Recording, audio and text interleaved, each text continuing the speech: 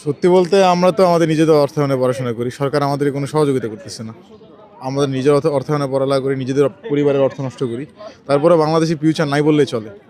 তো এমন সময় আমি মনে করি সরকারি বিভিন্ন প্রতিষ্ঠানে বিভিন্ন টেন্ডার হয়, তো এই সরকারি প্রতিষ্ঠানে অনেক চাহিদা থাকে, যেমন মেডিকেল আইটেম বা সার্জিক্যাল আইটেম বা ইলেকট্রনিক আইটেম বা মেকানিক্যাল আইটেম সব কিছু বাইরে থেকে ইম্পোর্ট করতেছে সরকার। সরকার যদি এগুলো ভার্সিটির আন্ডারে দেওয়া হয় যে এই ডিপার্টমেন্ট মেকানিক্যাল ডিপার্টমেন্ট এই পণ্যটা তৈরি করবে এই ভার্সিটির, তো তারা যদি তৈরি করতে পারে তাহলে দেশের রাজস্ব দেশে থাকতে পারতেছে এবং বাইরে রপ্তানি করতে পারতেছে।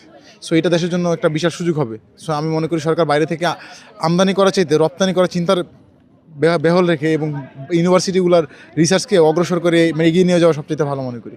আমার কাছে মনে হয় শিক্ষার্থীদের শিক্ষা প্রতিষ্ঠানে কোনো শুল্ক বা কোনো ভ্যাট ব্যবহৃত না করলে ভালো হয়।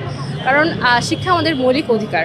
তো শিক্ষা যেহেতু আমাদের মৌলিক অধিকার, এখানে ভ্যাটটা আমাদের জন্য খুবই কারণ অনেক শ্রেণীর মানুষ প্রাইভেট ইউনিভার্সিটিতে পড়ে, পাবলিকে স্টুডেন্টের সংখ্যা খুব কম।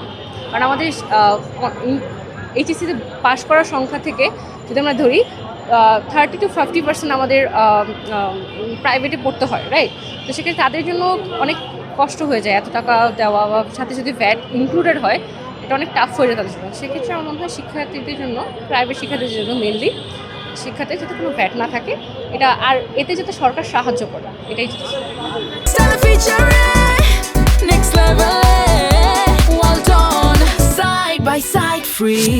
জুলাই অভ্যুত্থান পরবর্তী সময়ে অন্তর্বর্তীকালীন সরকার 1.5 বছর ছিল, এরপরে একটা ইলেকশনের মাধ্যমে যে সরকারটা আসছে প্রথমে তাদেরকে আমি অভিনন্দন জানাই। এরপরে প্রাইভেট বিশ্ববিদ্যালয়ের যে ত্যাগ এবং যে অবদান জুলাই অভ্যুত্থানে, এটা অবিস্মরণীয় এবং অনেক তিতিক্ষার ফলে আমরা এমন একটি বাংলাদেশ পেয়েছি।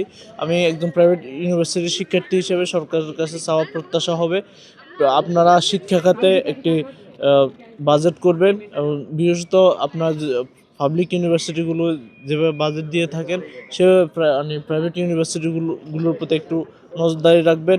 সেই সাথে আমরা লক্ষ্য করি বাংলাদেশ যেসব ইন্ডাস্ট্রি খাতগুলো রয়েছে এগুলোতে প্রাইভেট ইউনিভার্সিটি থেকে অনেক পরিমাণে স্টুডেন্ট যায়, এক্ষেত্রে আপনার বিশেষ নজরদারি চালাবেন। এক্ষেত্রে যেসব প্রাইভেট ইউনিভার্সিটিতে সনদ বাণিজ্য হয় এগুলোকে আপনারা যথাযথভাবে মনিটরিং করে এগুলোকে একটি আইনের আওতায় এনে, এবং আইন যেহেতু রয়েছে আইন শুধু কাগজে কলমে বিদ্যমান না রেখে শক্ত প্রয়োগ করবেন এবং সনদ বাণিজ্যের কারণে মানুষজন প্রাইভেট ইউনিভার্সিটির সবগুলোকে একই লেভেলে দেখে এগুলো থেকে উত্তরণের জন্য আপনার যথাযথভাবে পদক্ষেপ গ্রহণ করবেন।